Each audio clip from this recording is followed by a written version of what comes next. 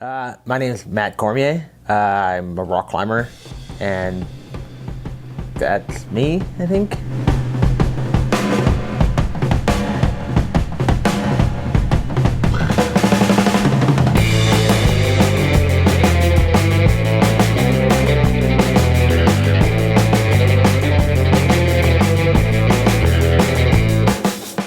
For getting into climbing, I went out to visit my younger brother when he was 16, I think. He moved to BC, and being out there, he eventually got into climbing. I went out to visit him one day. He was like, "Hey, do you want to go climbing?" And I was like, "Ah, man, okay."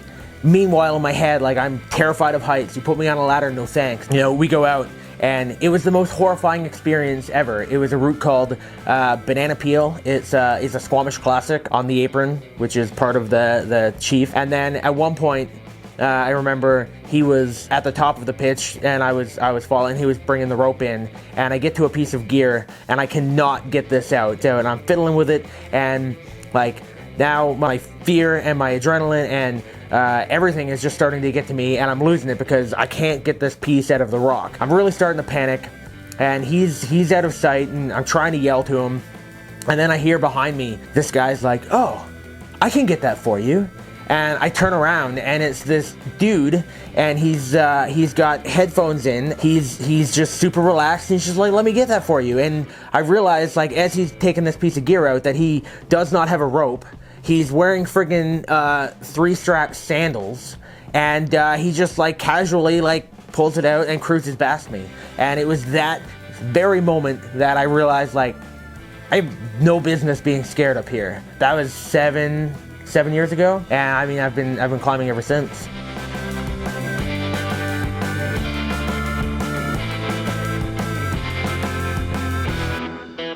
Then, you know, fast forward 6 months ago, Welsford Rendezvous. It's kind of the big maritime event, festival, whatever you want to call it. Carload of us went over early, and, you know, me and Nathan. Well, I'm Nathan Richard. I know Matt from Red Rock because I practically lived there, and so did he. And then he introduced me to outdoor climbing, and I was hooked. We pretty much talk each other into everything. No. In fact, generally when we're climbing, we're sitting below the other person going, "I'm gonna do that. I'm gonna do that." All right, so we had all signed up for the Welsford Rendezvous, the best day of the year for us in the Maritimes for climbers. Setting was like perfect. It was like a great weather weekend. Temps were good. The rock was dry. So Julia and I partnered up because we're notoriously slow. Matt and Eric partnered up because they're faster and they wanted to try and, you know, set some serious times. It took us 3 hours flat to do the challenge that morning, and like we were stoked. After eating, we decided we're gonna go up to Minky Wall. There's a classic route up there called Pink Panther that me and Nathan have chirped about for over a year at this point. Matt comes over and he starts asking me about Pink Panther. So we go, and Eric and I decide that we're gonna go after it while Nathan is still in the middle of, you know, his challenge. You know, just knock it off before he even has a chance to try it. And then you know, if I get it first, I get it first. And we get there, and we set our gear, and we're looking at it. And I don't know why, but it was really friggin' scary looking. So we sit there for easily an hour, just like looking at it and talking, and like, okay, well, what if we do this? And like both of us are really nervous. So I lay down on my pack, and I'm just looking up, and I'm just imagining and visualizing us going through the motions and getting to the chains and rappelling off, and, you know, just sending it clean first try, which was the plan. So at that point, I'm still scared, but I'm a little bit hesitant to leave because that would open the door for Peach to get on it first, and I was not having that, not for a second. So I'm like, Eric, why don't we just go for it? We'll do it as the 2 pitches it was originally climbed as. You can take the first one. You know, he leads up, sets the anchor, and I follow up, and then we get there, and at this point it's still just the 2 of us, and we're looking, and it's just like, oh man, this is even scarier now that we're like here and we can taste it. It's like, this is a little bit spicy. You know, I'm looking around, and now it's my turn to go on the sharp end, and I'm out a little bit, and Peach and Julia, they show up, and the smack talk begins. We arrived at the base of Minky Wall, and Matt and Eric were already up the first pitch. Matt's kind of up there hemming and hawing about whether or not he's going to do the second pitch because it looks a little, you know, a little crazy. I remember Peach yelling up to me. He's like, well, hey, Matty, why don't you come down here and, you know, Julie and I'll run up and I'll show you how to do it. And like, you know, that was it. That was the end of conversation. It was just like, not a chance. Like, I'm doing this right now. You're gonna be there. You're gonna see the whole friggin' thing, and I'm gonna throw this one in your face as we've done to each other like many times in the past. That's one of the last things that I remember until weeks later. And little did we even realize the rope line was running behind this giant like flake, which he was kind of wedged in behind, right? So Matt goes to pull around onto the face, and you hear him say falling. And you know, first thing that goes through your head, you know it's going to be a good length fall, right? He's got a fair amount of rope out, and then he starts to fall, and you hear a pop. So I thought a piece came out, right? You know, okay, it's going to be a really big fall now, but he's got a rope on, he's going to be fine, right? But Matt kept falling. He was kind of tumbling through the air, spinning towards me, and you could see like the pop wasn't actually a piece of gear; it was the rope cutting on the razor flake. And you know, first thing goes through your mind is like, oh my God, you know, you want to try and catch your friend, right? It's like one of your best friends is flying through the air, and you know, but before you can even process anything, you know, he hits the ground and he's just rolling. It's like, how do you explain it? It's rolling almost like somebody that has like no, it's like you have no bones, right? You just, and then a second, like it, you know, it takes you a second to process it all, and then you know you're looking, and you think that right there, you know, we thought that he was dead, right? A fall from that height is like unheard of.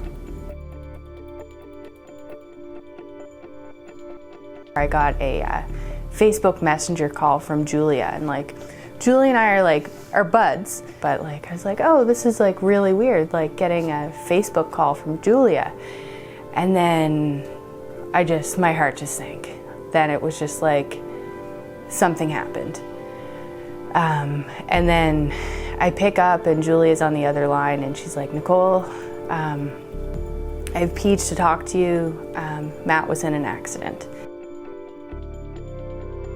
They obviously like had to cut his clothes off, and he's bandaged, and like through the bandages you can see the blood, because when he broke his bones, that broke through the skin.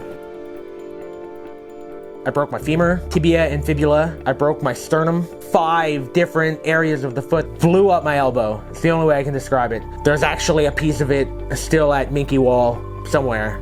I broke my C5 and C6 vertebrae. Okay, doesn't really mean much, even though it is technical and more serious. But when you hear you broke your neck, and when that starts to sink in, man, that's pretty big.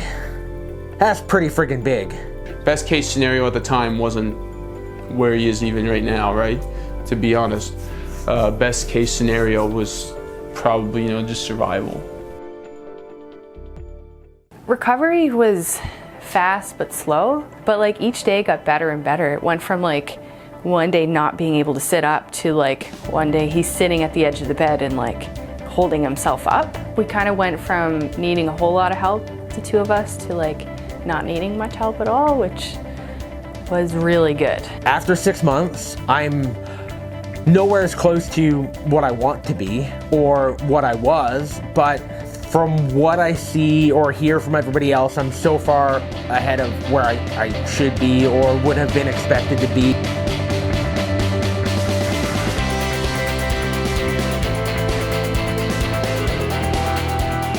he treats it like his full-time job. Like he wants to be better than before, which I see happening. If I can't work, I might as well treat my recovery as my full-time job. I get up, I have some coffee, I go to physio, I'm there for 2 hours, and from physio I go to the gym, I'm there for, 3 hours. People say for better or for worse when you marry someone, but like, you don't actually think about the worse. Between, him and his wife, Nicole, they really just did it. They just went for it, the whole hog. Climbing is his passion, like 100%. I remember like a few years ago he had a camera mounted on his helmet, and it was like pointed down at his face, so you can see like all of his expressions. And when you like see people and they're doing something that they really love, like that was it. Like that moment I was like, this is our life. Like, there's no way he's ever gonna stop this. The goal's always been to get on rock. I'll be back on rock. The objectives will change compared to what they normally would be. Like I'm always like clawing for more. And when I get back to where I was before I fell, I'm still gonna be clawing for more. Before I fell, I was always clawing for more. Right? It's like you can't ever be done, I guess. There's this misconception that you can't do something. Bullshit. At least if you're gonna say that you can't do something, be honest about it, right? You won't do it.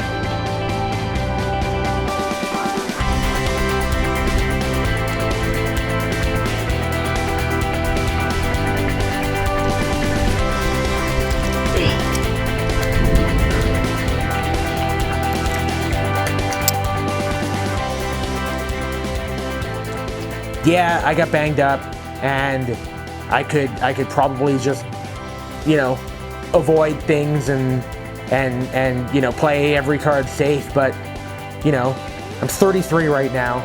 You don't get a redo here. The way that you see the environment or your challenges is going to allow you to, surpass them or succumb to them, and it's all a matter of like what's up here.